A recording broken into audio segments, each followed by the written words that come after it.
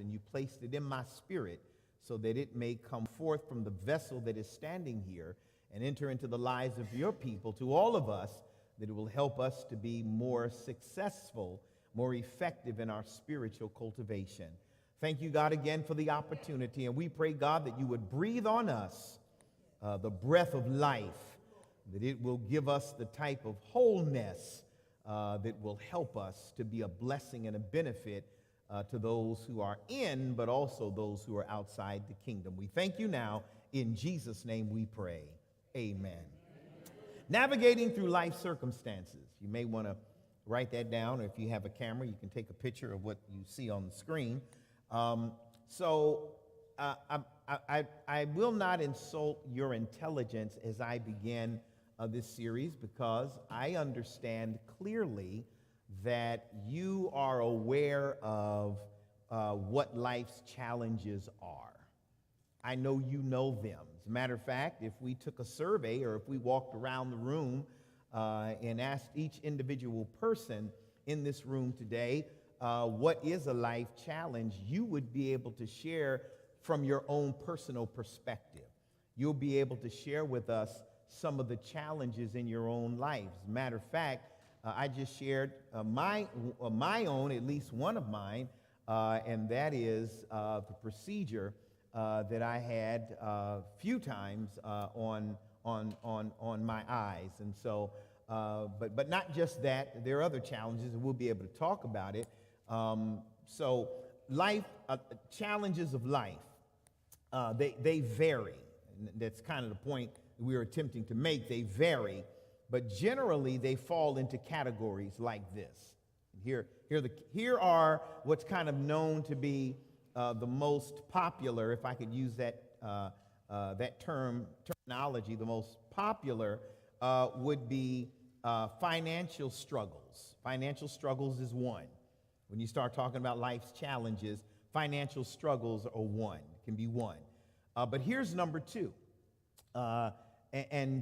Number two is health problems. But watch this. Health problems are not only physical, but they're also mental. And so sometimes people have challenges health-wise that are physical with their physical body. But sometimes we have challenges that are beyond our physicality, beyond our bodies, but it's mental. And if I can pause and park here for a second and suggest that sometimes people respond the way they do or behave the way they do because there's some type of mental challenge that they have in their lives and some things that have yet to be addressed. And so we as believers, as we recognize that or we identify that, then we know, believe it helps us to better minister to those people who we might believe that are just demon possessed. Well, it may not be that they're demon possessed. They just got some mental challenges going on in their lives. And so financial, we got health, and then we have loss and grief. Loss and grief. You know, that's a challenge. That's a challenge. To lose a loved one is a challenge. To lose a spouse is a challenge. So we say grief and loss. Grief and loss, it not only does that deal with, or we look at that as death, but the loss of a relationship. You know, people break up, and that can be a challenging season for somebody, to lose somebody.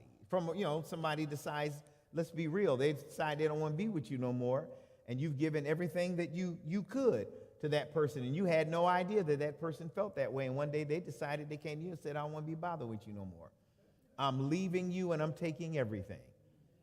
Or I'm leaving you. As a matter of fact, what was the name of that movie, Tyler Perry's movie, where the young lady she was married to the gentleman, he was an attorney, and he ended up putting her out the house. What was that, Diary? Oh, y'all said that all at the same time. And you said it with some attitude. I just felt, is that Diary? I remember that movie. But she had given everything to him. She had given everything that she could. I mean, there was even a point, if I can remember the movie correctly, that she had even given up her career. She had dropped out so that she can support him in his career.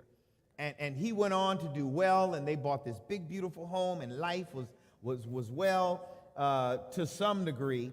And then he decided that it's over. It not only was it over, but the only thing that she could take was what he had packed in that U-Haul truck. I don't know if you remember that scene. They were in front of a house that was probably about 8,000 square feet, maybe larger than that. Had plenty of space, plenty of room, had all the luxuries of life. They were driving a Bentley. I mean, they had it going on, right? And so he puts her out there. Matter of fact, if you remember the movie correctly, he dragged her out the house. Y'all, yep, right over here. I heard, yes, he did. Yeah, he did. He dragged her out of the house. And that's when Shamar Moore was driving the U-Haul truck, who she ended up with at the end, of course. But not only, and listen to this. That's why, we talk about, the struggle of loss and relationship issues is going to be the next one that ties into that. But we're talking about loss, grief, death, but also love, a loss as it relates to relationships. And not only did he drag her out of the house and only gave her what was in the U-Haul truck, but then he took the clothes out the closet, but he put brand new clothes in the closet for his brand new boo. Y'all remember that? It got a little rowdy over in this section again when I said he brought in a brand new woman. Do y'all remember that? And so she has to deal with the reality of loss. I mean, can you imagine that? Where am I going to go? Hey, wherever you going to go. So she ends up at Medea's house.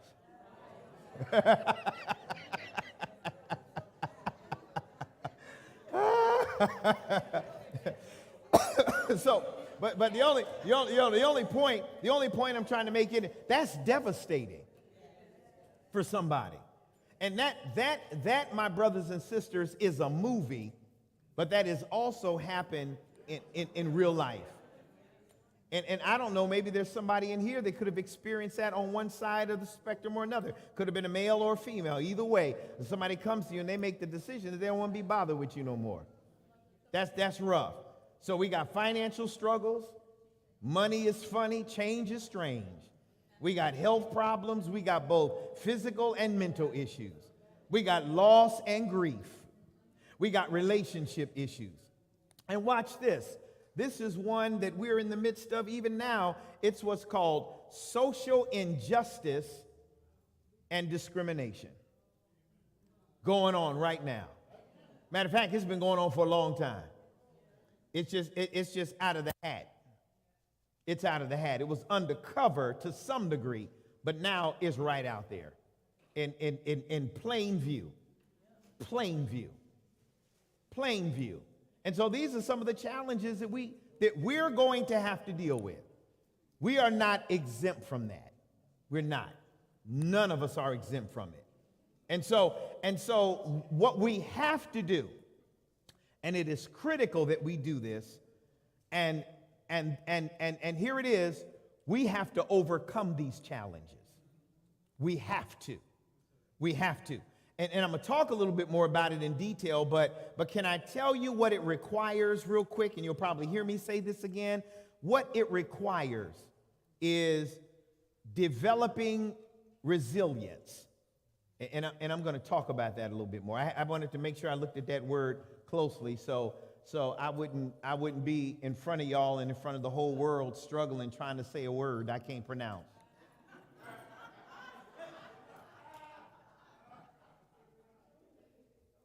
About 10 of y'all got that. Okay, let me.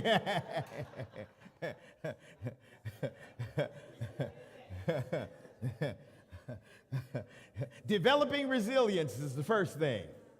The second thing is what we have to do is always maintain a positive mindset.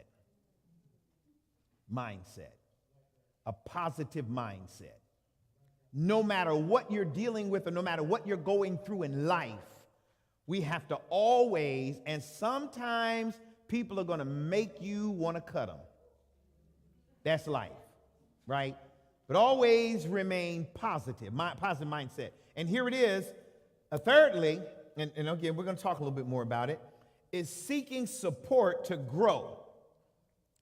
Seeking support to grow and navigate difficulties. Because the reality is, difficulty just doesn't disappear when you throw up a prayer. I mean, you understand what I'm saying? You have to work through it, although you pray, right? Faith without works is what? So it requires not only opening up our mouths and having a conversation with God and praying to God, but there's some work that we have to do. I've shared this with you before, and we've kind of chuckled at this. You probably heard it a million times. You can't pray for a job and sit at home and wait for it to come to you. Anybody, well, okay, I got the wrong group. A lot of y'all retired. He said, I ain't looking for no job, Pastor. Had been there, done that, and I'm retired and I'm satisfied. I'm retired. I'm satisfied. I'm so glad that I'm retired. Man, if I want to sleep in, I sleep in. If I don't want to take a bath all day at home, I don't need to take one. If I ain't doing nothing. I ain't doing nothing. You better be lucky, Pastor, I came to Bible study. Because I'm retired. Look at somebody say, I'm retired. I'm retired. I'm retired. I'm retired. Shoot, I ain't got to work. I ain't got to work. And thank God. And look, a whole lot of folk retired at a good time because folk today don't work jobs 20 and 25 years and retire like they used to. Now folk got 3-4 different careers. But thank God that you work your time and you retired. Look at somebody saying, I get my check every month. I get it every month. Matter of fact, I felt I just felt in my spirit, somebody said, shoot, man, I'm about to get up and leave right now. I ain't got to be here if I don't want to be here. I'm retired. Oh, man. So here it is. Here it is. I'm navigating. I've got to navigate through this stuff. So I'm going to pray to God, but I have to navigate. It reminds me of, and I'll talk a little bit more about it. It reminds me of I went to see our bishop preach in High Point on last night. So I had a busy day at the office here. And then I drove to High Point, and High Point from here, from me, took me about 40 minutes.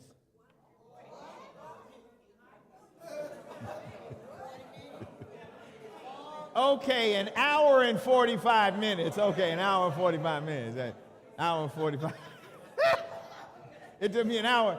It took me an hour and 45 minutes, right? So because I had never been to the church before, I had to do something a little different than what my father used to do.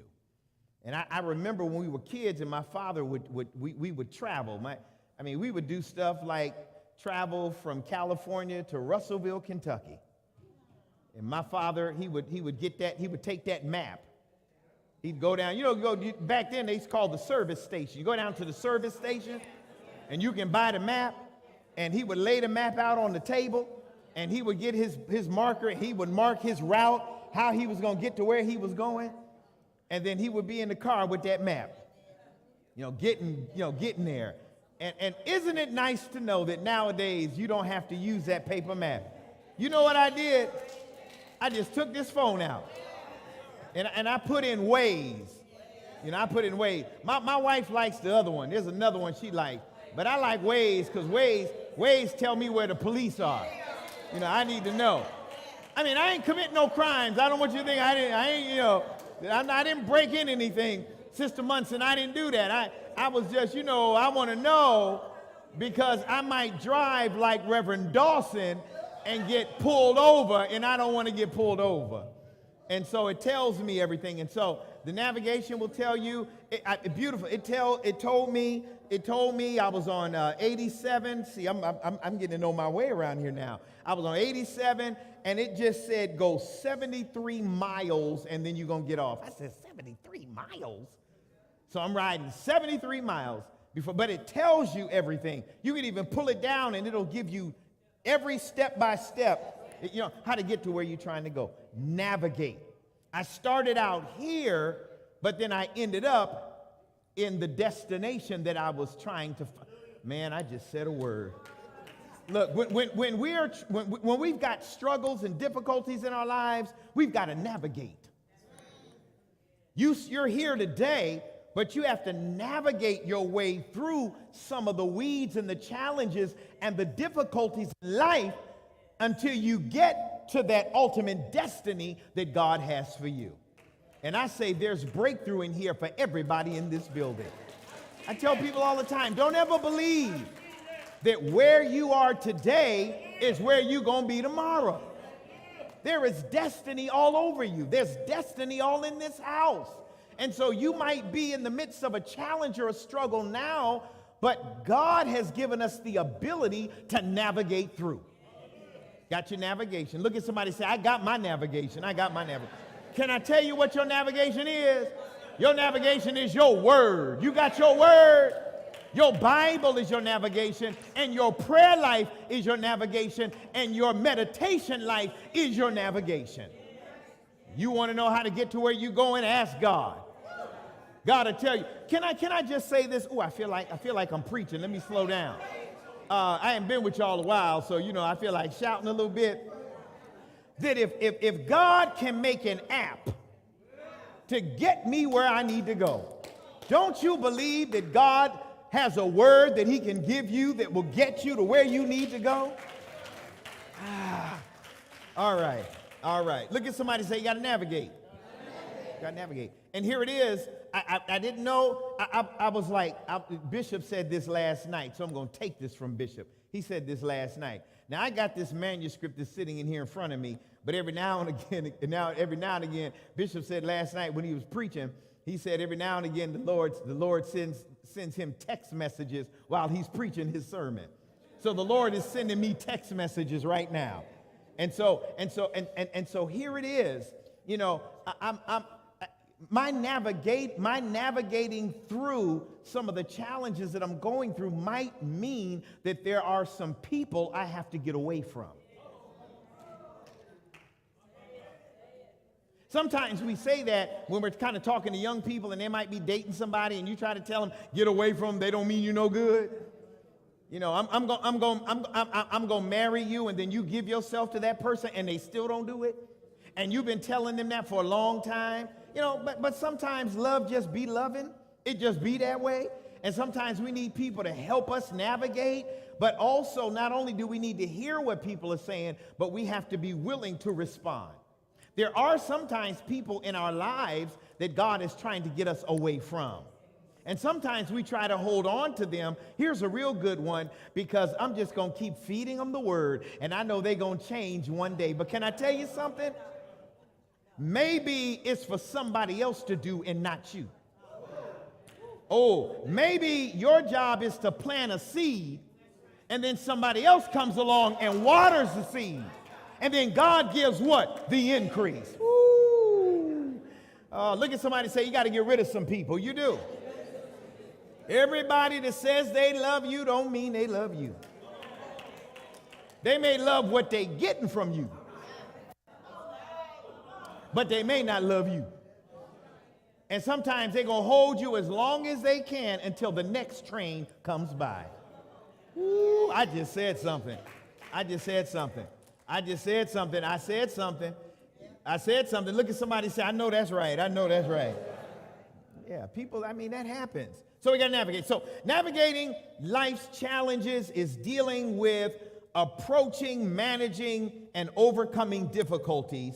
And we said by building resilience, maintaining perspective, keep your eyes open, stay focused, and adapting to new circumstances. You got to adapt to new circumstances. right? To find opportunities for growth and personal development. So how do I get to opportunities and personal growth and development? New circumstances, but there has to be adapting. Because life is about change. It really is. I may have shared this with you already. We were in, maybe I didn't. We were in Washington, D.C.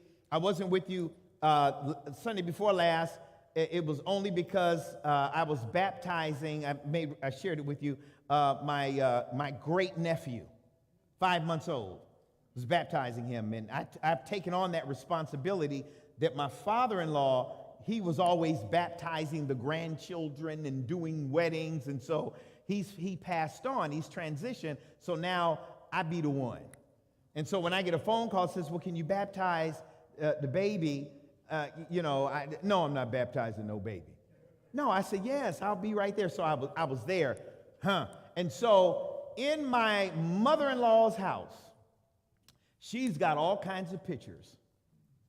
She's got pictures of what my wife looked like when she was in high school, when she was in junior high school, when she was a baby, and even pictures of when we first got married. And my kids loved looking at those pictures. Matter of fact, here's my daughter, taking pictures of her. So they said, why they said this, I don't know, because I believe, Sister Fields, I look the same way I did when I got married. My kids said to me, Reverend Olden, they said to us, they said, Mom, Dad, you guys look like little kids when you got married. I said, so what you trying to say now? Said, well, Dad, you did put on a little bit of, just a little bit of weight. Yeah, you grew a little bit. All right. Yeah. So there's change. I'm not the same. I was looking at my wife's hairdo from when she graduated from high school. And it was real cute, but folk don't wear their hair like that no more. Matter of fact, she don't wear her hair like that no more. She even if she wanted to wear it like that, it would. So the point I'm making is, man, I bet if you took me to your house right now, and I got to walk and look at some of them pictures on your wall, I want to see some of your pictures, you probably look so different. Anybody got any pictures in the house of what you used to look like a long time ago? Y'all got real quiet. Any picture, a photo album? What you used to look like? Do you look at it a lot? Don't look at it too much? Have you changed? Can somebody tell me at least one thing that changed on that picture? I heard weight. What else? Hair. Oh, I hear hair. What about hair? It's great. Oh, Brother Yaden, I was hearing gray, and then Brother Yaden said, it's gone. Yeah, we've changed. So life is really about change, right? And so we have to be ready as life changes to adapt to those changes. That's key. That's critical. If we're not ready to adapt to the change that life brings us, we're going to be left behind. You understand what I'm saying? When I was a kid, I remember the box television. It was on the floor, big box television on the floor. And I remember the box television on the floor didn't work. And there was another TV sitting on top of the box. Y'all don't know what I'm talking about. You don't know what I'm talking about. And we didn't have the antennas that come. You had a hanger that you put in the middle. And if you wanted to get that channel clear, you had to move the hanger just to get to the right place. Put a little aluminum foil on the top of it so you can get what, you understand what I'm saying? And you didn't have a remote control. I was the remote control. My father said, go on over there and change that to channel 6. You only had a few. You understand what I'm saying? But today, you got them flat screen TVs and you got the remote. You can just talk to it and say, channel 7. You can even program those things. You know, life changes. It really does. It was last Wednesday, I was traveling up 87, and I saw somebody driving a, I don't even know, what do you call it, a Model T? Is that what they call it? You know those the old he was riding in that thing, and he was just cruising. Easy like Sunday morning. We don't drive like that. Car don't have no air condition. Doesn't have cruise control. It doesn't have, there was a point where you never even had power windows. What's a power window? But I remember when we were kids growing up, and my father was driving in the car, we were sitting in the back, he in the front. You want to roll down the window, he just leaned over and just rolled the window down. But now you just hit the button, windows go up. Life changes. Microwave ovens, man, didn't have that. You better put it in that oven. Matter of fact, I don't know if I like the microwave oven to cook something quick anyway. That oven is always going to be a little bit better than throw it in the microwave. But things change. Life changes. Look at somebody, say, you changed. You changed. Tell them, say, you ain't the same. So the statement describes a process of facing challenges, right?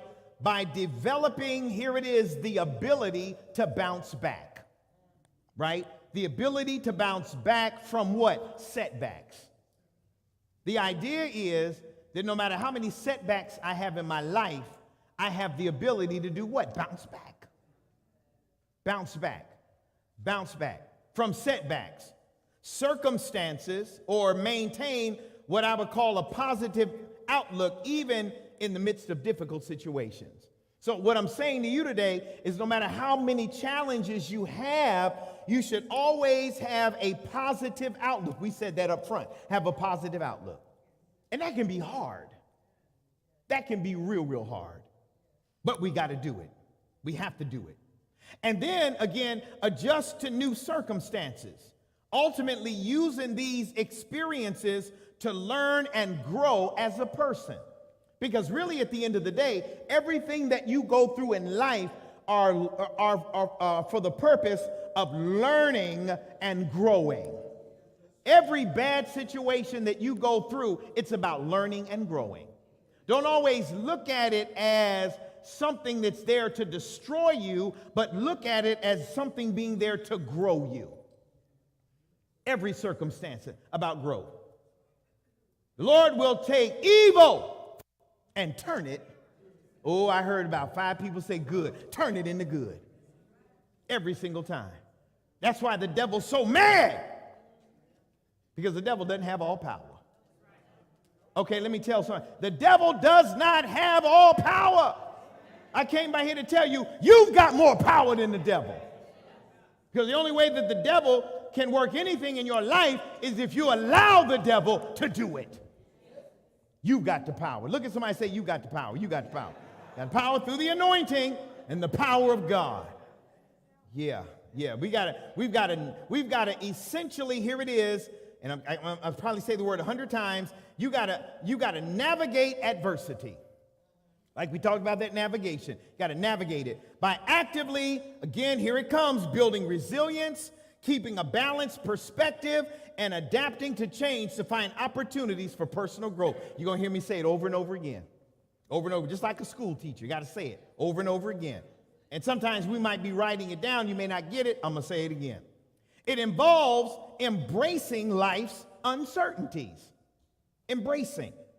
With what? A positive, and I love this. We talked about mindset, positive mindset earlier, but can I give you something else to add to a positive mindset? How about flexibility? Not just a positive mindset, but a flexible mindset. You've got to be flexible if you're going to get through the challenges in your life. Can't be rigid. Got to be flexible. Got to be flexible. Anything that's made stiff, if you hit it hard enough, it'll break. I just said something. But if you got flexibility and something hits you, you just fall and you come right on back up.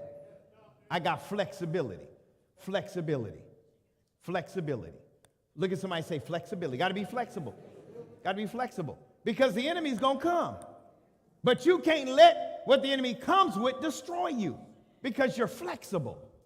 Positive and flexible, right? Positive and flexible mindset, seeking support oftentimes from other people who have been through what you're going through. Last thing in the world to do is be talking to folk who ain't been through what you're going through. That's hard. They haven't been through the hell you've been through. Ain't been through anything at all, but they're trying to tell you how to get through your situation. Y'all miss what I just said. Sometimes people listen to people that have been through anything. But you got to listen to somebody that's been through what you've been through, but not just what you've been through, but they've overcome what you're trying to get over. I said one of the blessings that I had is to have somebody who experienced the same financial struggle that I went through to help me navigate through my financial difficulty.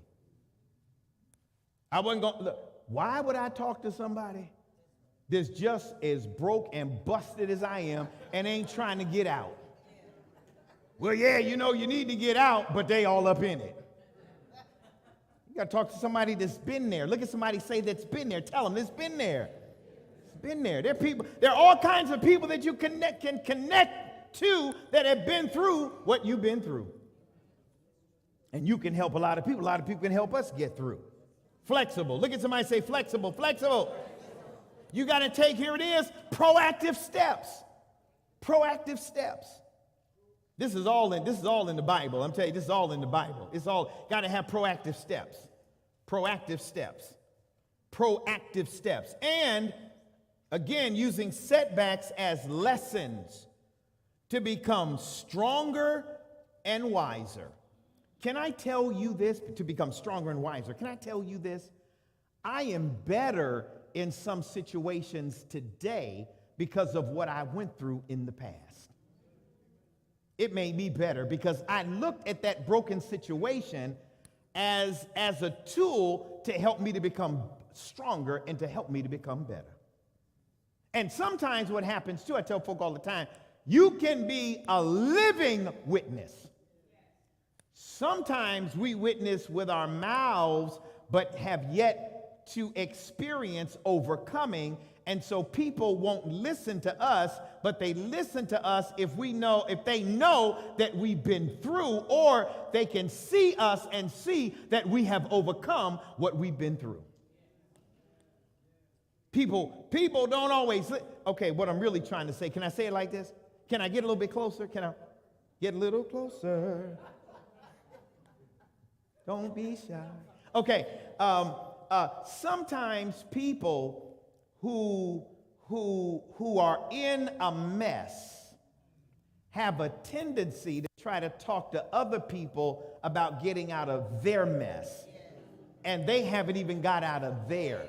And they may have great information. The information they might be given might be great information.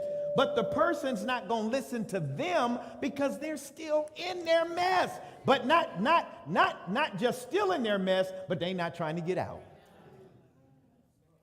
And so we want to make sure that we're dealing with or conversing with people who are on their way out or who have been out. Don't be talking to folk who ain't trying to get out. Listen, they're trying to tell you how to handle your relationship, and their relationship is jacked up.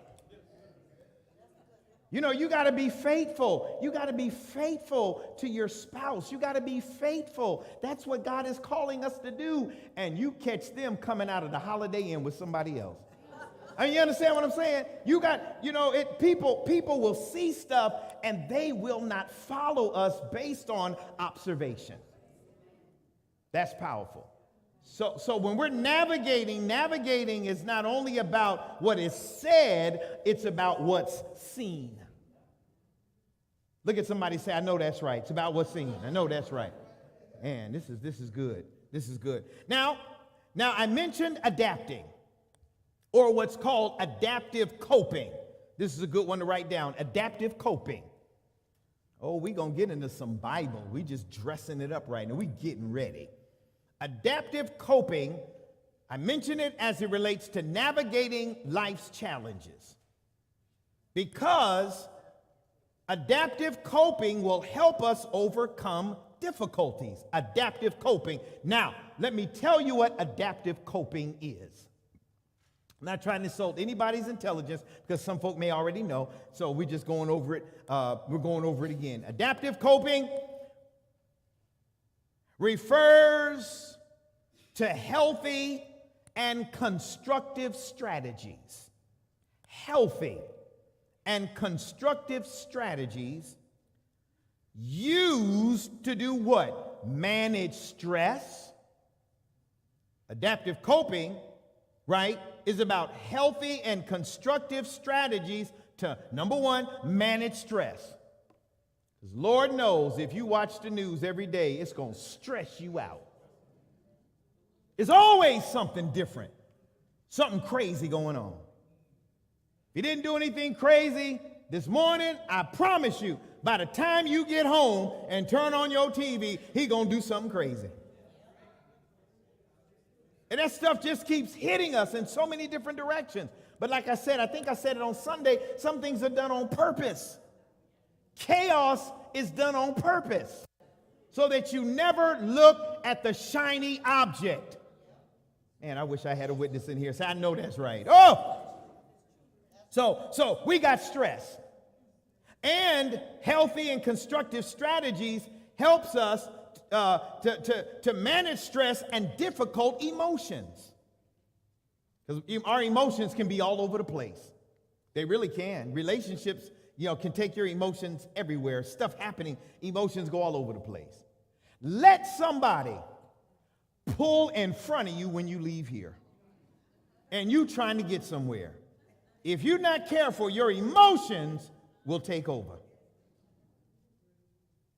Just imagine going into CVS and you are waiting in line and somebody steps in front of you as you're getting ready to walk up to the counter. Emotions will kick in. And you might slap somebody. Or you might do some damage and then say, Lord, forgive me. Adaptive coping, manage stress, difficult emotions, and challenging situations. And so I want to give you, very quickly, I want to give you 4 strategies that will help us. Because you probably asked the question. Because you said adaptive coping, it refers to healthy, constructive strategies used to manage stress, difficult emotions, and challenging situations. Here it is. Number 1, regulate emotions. Regulate emotions. I'm on my way to the Bible, y'all. This is just the bridge to get us to where we're trying to go. Regulate emotions.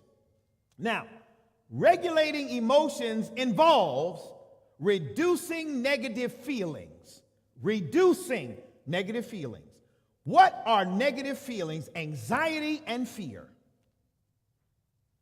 And allowing for a more stable emotional state and improved decision making. Ooh, that was powerful.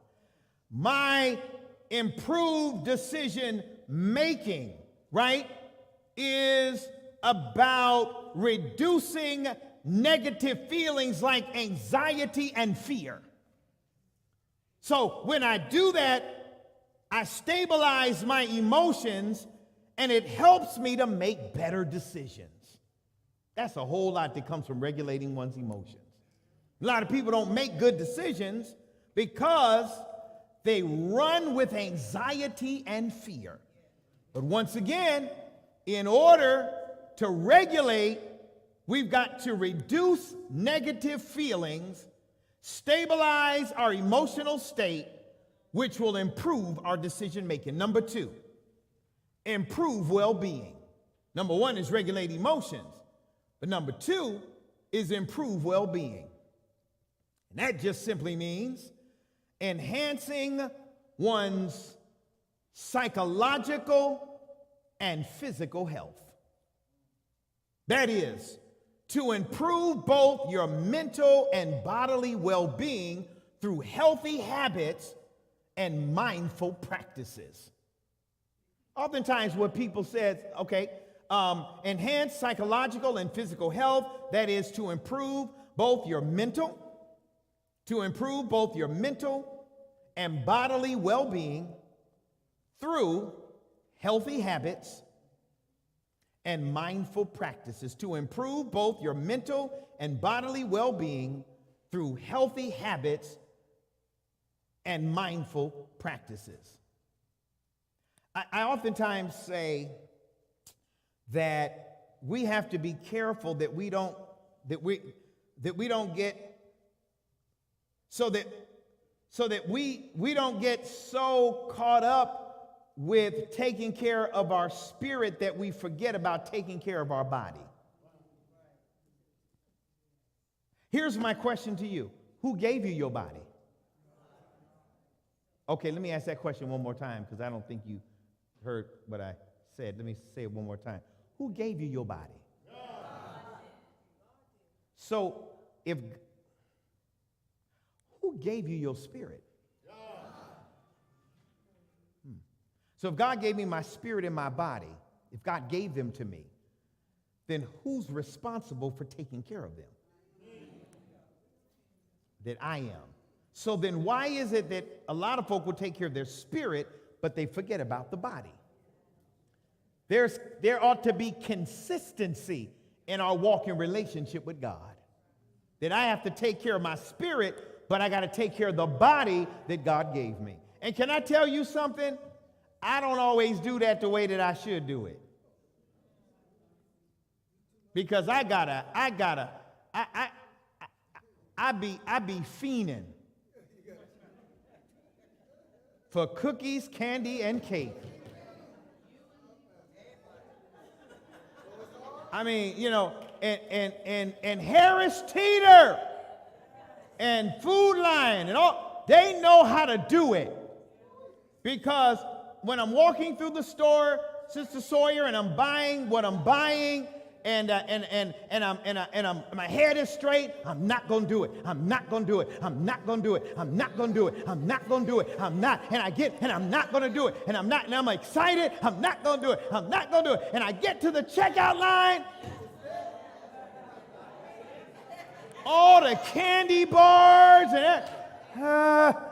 Yeah, let me get that Snicker right there. Let me get that Snicker right there. Yeah, I haven't eaten anything today. Sister Smith, I ain't eating nothing today, but this Snicker is going to help me to get through the day. So we have to learn how to take care of everything that God has placed in our care. Ooh, I just said something. Everything. Spirit, body, mind, everything that God has placed in your care, we have a responsibility to manage it. You hear people all the time talk about, I ain't ever seen a U-Haul truck behind a hearse. Although sometimes folk want to be buried with stuff, you know. I'm just like, well, I mean, yeah. Okay, no, let me not say that. Let me get over here because then y'all will be like, wait a minute. Regulate emotions, improve well-being. Number 3. Look at somebody say solve problems. Solve problems. Solve problems. Solve problems, right? You got to develop effective solutions. Develop effective solutions to what's called stressors. S-T-R-E-S-S-O-R-S. Stressors. You got to develop effective solutions for stressors. I'm all in the Bible. I'm all in the Bible. What are stressors? Death of a loved one, divorce, financial difficulty, job loss, moving, having a baby, relationship problems. Those are stressors. Did anybody know? Most men may not know this. Well, you may have figured it out. That having a baby is a stressor. Because not only does a sister have to give birth, but then she's kind of got that nurturing responsibility and the feeding and doing all of that. when bruh man said, you know what, I'm going to go down to the store for about an hour. But you got to get in the game too. You can't, because otherwise you will, what do they call it? I know y'all know. What do they call it sometimes when a woman has a child and you got it. You got it. Stressors. And so what we have to do is develop effective solutions so that we can overcome these stressors. Because remember I said earlier, if we go around this room, everybody can at least say at least one thing that you're going through. Or one thing my father-in-law, you say it like this. He preached a sermon one time. He said, you're either going into a storm, you're either in a storm, or you're coming out of a storm. And so we can all tell at least one thing. So stressors, problem solving or solve problems. Number 4, and here's the one that we lifted up earlier, building resilience. And that just simply means strengthening your ability to bounce back from adversity. That's what resilience does. Remember, and I'll say it again, strengthen your ability to bounce back from adversity. Remember I said earlier, what are those things that you drive and somebody's having a sale or a special and you see that thing blowing in the wind and it's doing all of this? You ever seen that? You ever seen those before? Flexibility. It's moving. And it's flexible and it's moving for one reason. To do what? To get your attention. To get your attention. To get your attention. To get your attention. Sometimes when we are flexible and we're moving, it gets the attention of the one that reminds us that flexibility helps us to overcome our circumstances. Who is that? Look at somebody, say God. God, I'm showing you I'm flexible. God, I'm showing you I can get through this. God, I'm showing you that this financial situation ain't going to kill me. God, I'm telling you that crazy grandson or that great-grandson or that child ain't going to stress me out. I'm flexible. I'm flexible. Otherwise, if not, what doesn't make you? Ooh, y'all said break you. I was going to say kill you. You understand what I'm saying? I mean, you understand? It can break you and or it can kill you. So I want it to make me. What I'm going through, I need it to make me. All right, here it is, because we're at Bible study and I only got a couple minutes to do this. James chapter 1. James chapter 1, verse 2 through 4. James chapter 1. Now, I'm going to read it from a few translations. Here's the first translation. It's King James. It says, "My brethren, count it all joy when ye fall into diverse temptations." Verse 3 says, "Knowing this, that the trying of your faith worketh" what? Patience. Woo! Man, y'all made me, I almost shouted again. 4 says, "But let patience have" what? Her what? Perfect work, that you may be what? Perfect and entire, wanting what? Absolutely nothing. That's King James. Can I read NIV? Here's NIV. NIV says, "Consider it pure joy, woo, my brothers and my sisters, whenever you face trials of many kinds, because you know that the testing of your faith produces" what? What in the world is perseverance? What is perseverance? We just said a minute ago that the testing of your faith produces perseverance. Perseverance. What is perseverance? What is perseverance? Can somebody tell me what is perseverance? You keep, wait a minute. Hold on a second. You said it. So let me say what you said, because you know that the testing of your faith produces the ability to keep on going. Keep on going. Here it is. Number 4 then says, let perseverance do what? Finish its work so that you may be what? Mature. Oh, what does it mean to be mature? Grown up. To suggest if that hasn't happened, you're still a baby. And we're trying to grow up. And in order for me to grow up and to become better in my walking relationship with God, I got to go through some stuff. Let me just ask the question, because I got some believers out here right now. At least 4 or 5 people can tell me, because of what you've been through, you better. Because of the sickness you went through, you better. Because of the divorce, you better. Because of the broken relationship, you better. Because of the financial difficulty, you what? Better. You are better. More mature. And here it is. Maturity. Man, let me finish reading that text. I just feel the Spirit just hit me again. So mature and complete, not lacking anything. That's the NIV translation. I told you that I was, I have the New Living Translation, the Message translation as well. When I went to baptize my great nephew, he's teething. He only 5 months. I didn't think they start teasing until about 6, 7 months. But he teething. I mean, you talking about his whole shirt just teething. And whatever you put in his hand, he gonna put it in his mouth. Okay, let me say it one more time. Whatever you give him, and even if they're not teething, babies sometimes will take it and they just put it right in their mouth. Or some people, they will put those plugs in the outlet because children have a tendency to stick things in the outlet. Y'all missed it. Those are for people who are immature. But when you are mature, you no longer plug stuff in the outlet. When you're mature, help me somebody, you just don't put anything in your mouth. But watch this. If you are immature, even as an adult, you will put anything in your mouth. Oh, y'all missed what I just said. I ain't talking about food. I'm talking about negative energy. I'm talking about a nasty spirit that other people may give you, and you eat it up. And we become that because we're not mature. But when we're mature, we don't listen to that.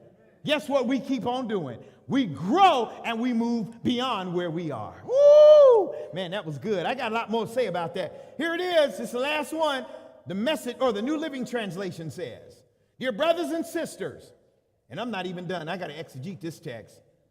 "When troubles of any kind come your way, consider it." He says, consider it. He said, just consider it. Consider it.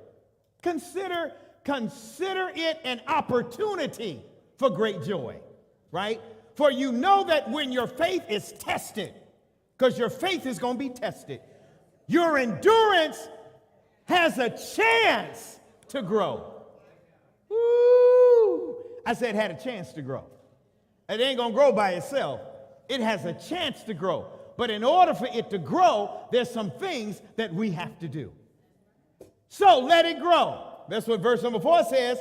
For when your endurance is fully developed, you will be perfect and complete, needing absolutely nothing. Well, I might as well give you the Message translation and then close out in prayer. Here's the Message translation, because this is a series of teaching. So I'm going to be doing this for the next couple of Wednesdays. We're going to be talking about this. I'm just getting started. Here it is. Consider it. Is it on the screen? Oh, okay. I thought y'all, man, I was about to say, man, they tight. They got the New Living Translation. They got the King James. I was like, man, y'all reading it. Y'all got, how many translations you got? It's on the screen? Okay. Y'all could have fooled me and said, no, it ain't on the screen. You would have said, it's in my spirit, Pastor. Here it is. Consider it what? Friends that what? Win? Test and what? Challenges do what? From one side. No. From one side. So you mean to tell me the challenges are going to come from all sides? So what do I do when that happens? Huh? You know that you're under what? Pressure. Your faith life is forced into what? And shows it's what? So what? Watch this. Oh, I like this. So don't do what? Don't try to get out of it. What? Some folk don't make it. You know why? Because they get off the stove too quick. Have you ever eaten anything that got off the stove or out of the oven too quick? Have you ever been to a restaurant and they brought you a steak or something and you broke into it and you were like, oh man, that's not right? Because it was prematurely taken out of the oven and given to you. Just like your life, you cannot prematurely get out because God has you in it for a reason. And the reason is for developing yourself. What else did it say? What else it said? It said what? Huh? Man, I haven't even started exegeting the text yet. We just talking. You don't try to get out anything prematurely. Let it do its work. Let it cook. Stay in it a little bit longer. Why? So you become what? And what else? Not what? Deficient. And what? In anything. Man, after hearing a word like that, Lord, keep me in. Okay, here's the word for you today. I'm praying. I'm closing up right now because I got more to do when it comes to this. Here's the word. Stay in the oven. Stay in it. Don't try to get out. Because if you get out prematurely, you will come out raw. Ooh, I just said something. If you come out too soon, you will not be developed. Stay in a little bit longer. Here's what will help you to know that you've been in long enough.